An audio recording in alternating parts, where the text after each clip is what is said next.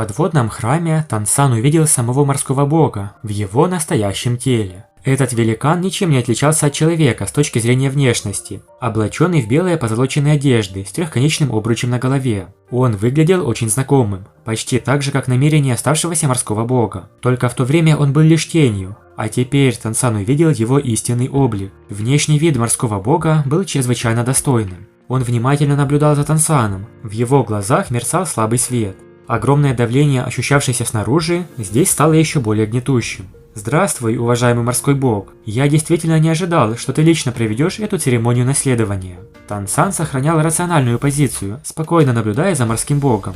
Морской бог сказал: «Ты видишь меня, но не кланяешься?» Тансан спокойно ответил: «Я всего лишь твой преемник, а не твой слуга. Так зачем мне кланяться?»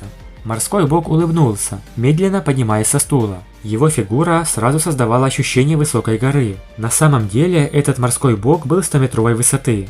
«Ты возмущен жертвой Босайси?» Тансан сказал: «Верно, все дело в старшей Босайси, помогающей мне и потратившей жизнь на защиту твоего храма, на защиту острова морского бога, и, наконец, даже отдавшей себя в качестве жертвы. Как, по-твоему, я должен себя чувствовать?» Морской бог на это ответил: «Она только вернулась в мои объятия. Иногда человеческая жизнь даже более болезненна, чем смерть. Даже боги не являются исключением». Тансан холодно рассмеялся. «И поэтому ты решил ее судьбу, да?» Морской бог покачал головой. «Нет, ты ошибаешься. Она сама выбрала свою судьбу. Даже боги не могут решить чью-то судьбу. Это был ее выбор. Каждый сделает свой выбор, в том числе и ты. Прийти сюда – это твой выбор. Предки Босайси были мастерами, которые последовали за мной на войну в океане. Они охраняют остров морского бога не только для того, чтобы дождаться прибытия нового преемника, но и для того, чтобы сохранить эти воспоминания. Это их выбор, а не моя просьба. Я никогда не оговаривал, что она должна это сделать». Тансан не думал, что морской бог так спокойно все объяснит. Да, каждый человек принял собственное решение. Это не было ошибкой. Только он все еще считал себя ответственным за жертву Босайси. Морской бог рассказал, что после смерти душа обычных мастеров довольно быстро рассеется, но он направил душу Босайси своей силой в другой мир. После того, как боги умирают, их души отправляются в этот мир. Морской бог слегка улыбнулся. «Я прекрасно понимаю, на что пошла Босайси. Что я могу сделать, так это дать ее душе вечную жизнь. Это то, чего могут достичь боги. Несмотря на то, что ее физическая форма не достигла царства богов, после смерти она все равно будет равна богам. Ты все еще считаешь, что она пожертвовала собой напрасно? Более того, я понимаю чувства Босайси. Когда твой прадед умер, часть его души уже находилась под влиянием божественной силы. Я протянул ему руку и заставил его душу продолжать существовать. Таким образом, хотя они уже умерли в человеческом мире, их души никогда не разделятся. Тогда теперь я спрашиваю тебя, жить со своим любимым в другом мире бесконечно. Разве это не лучший выбор Босайси?» Да, все поняв, только теперь Тансан успокоился. Морской бог действительно позаботился о своих людях, в том числе о Босайси.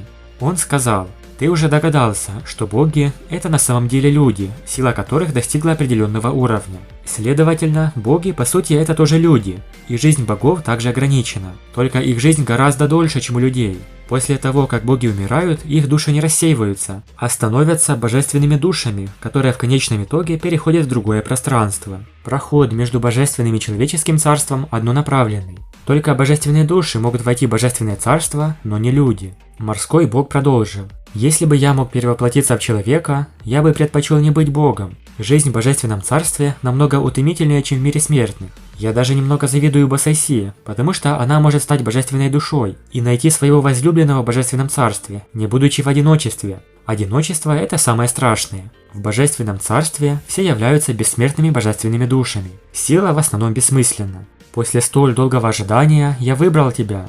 Тансан, ты меня тоже не разочаровал, пройдя весь путь сюда. Ты очень хорош, лучше, чем я себе представлял. Сначала я думала, что ты любым способом захочешь получить мое наследство, как можно скорее. Но ты даже не побоялся высказаться из-за смерти Босайси. Это твой характер уже дает тебе право унаследовать мою силу». Тансан в этот момент посмотрел на трезубец в своей руке. Все же сердце морского бога он не смог сберечь. Морской бог вздохнул. «Когда я был в мире смертных, мой путь к божественности был довольно быстрым. Я провел свою жизнь, побеждая в океане. Оказавшись в божественном царстве, я почувствовал сожаление, потому что у меня не было ни одного друга, который мог бы совершенствоваться вместе со мной. Сначала я думал, что не стоит встречаться с тобой лицом к лицу при передаче моего наследства, но для меня это редкий шанс пообщаться со смертными. К счастью, я не позволил этому богу Асуре похитить тебя. Наследовать божественную силу чрезвычайно болезненно. Без защиты божественного инструмента твое тело, скорее всего, не выдержит. Только ты отличаешься от обычных людей. У тебя два духа, а твои духовные кольца еще более удивительны. Все это дает тебе тело, которое намного превосходит телосложение обычного человека. Только я должен предупредить тебя. При получении наследства ты не можешь использовать силу молота чистого неба, потому что он уже привязан к божественной силе бога Асуры. Это приведет к проблемам. 9-е испытание Тансана разделено на 8 частей, и ему предстоит испытать разную боль и трудности. Только с непоколебимой верой и мужеством он сможет стать новым морским богом. Отношения Тансана и морского бога сильно отличались от того, что было с Тяньжэньсюэ. Согласно оригиналу, она не получила никаких указаний, и богиня ангелов не связалась с ней. Но Тансан получил личные инструкции от морского бога. Кроме того, он больше не беспокоился из-за смерти Босайси и его прадеда Танчэня. Он мог полностью посвятить себя принятию наследства.